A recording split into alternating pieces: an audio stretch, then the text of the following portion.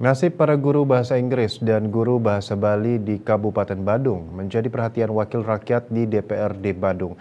Legislator di Gumi Keris ini akan memperjuangkan nasib para guru agar mendapatkan jatah formasi pegawai pemerintah dengan perjanjian kerja atau P3K di Kabupaten Badung.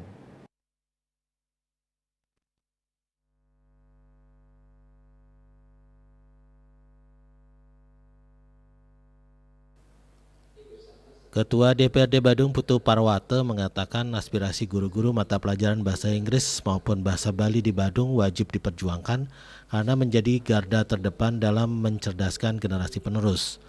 Oleh karena itu, Dinas Pendidikan, Kepemudaan dan Olahraga Disdikpora Badung harus memahami kondisi tersebut. Terlebih, hal ini sebagai upaya meneruskan adat Bali. Politisi asal Dalung, Kuta Utara ini menilai guru-guru bahasa Inggris dan bahasa Bali harus memperoleh kuota untuk diangkat sebagai guru pegawai pemerintah dengan perjanjian kerja. Sebab keberadaan mereka sangat dibutuhkan.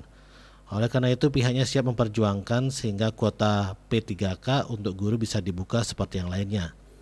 Saat ini pihaknya masih menunggu kajian Kemenpan RB yang ditindaklanjuti oleh Kadis Pendidikan. Sebelumnya, guru bahasa Inggris untuk sekolah dasar di Badung melakukan audiensi ke DPRD Badung karena tak memperoleh slot P3.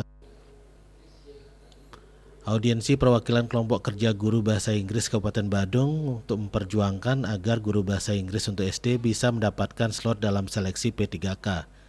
Permasalahan utamanya karena bahasa Inggris untuk SD masih masuk sebagai muatan lokal, belum masuk sebagai mata pelajaran.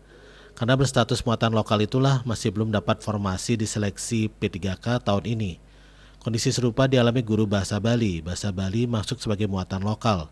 Saat ini guru bahasa Inggris SD di Badung berstatus tenaga non-ASN dan dibayar APBD.